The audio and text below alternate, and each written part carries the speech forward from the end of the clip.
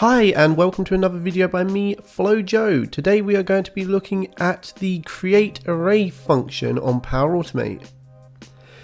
Now what is the CreateArray function? Well, let's say we've got two variables, email1 and email2. You have flowjoe@example.com and example@example.com, and we want to create an array. Well, we can initialize a variable and create an array variable and append each one to that. However, if we're in a loop, such as an apply to each loop, then we can't actually initialize the variable inside it.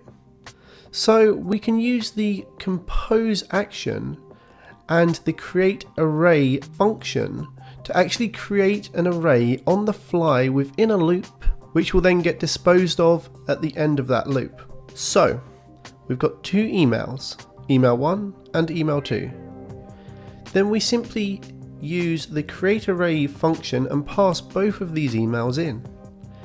And what this is going to do is it's going to return us an array of flowjoe@example.com and example@example.com. Now this is a string example, but you can use this with integers, floats, etc. Whatever data types you're using, you can actually create an array from. So let's take a look at this on PowerAutomate. Okay, so I'm on PowerAutomate and I have a manual trigger for our flow. I'm then creating two email strings.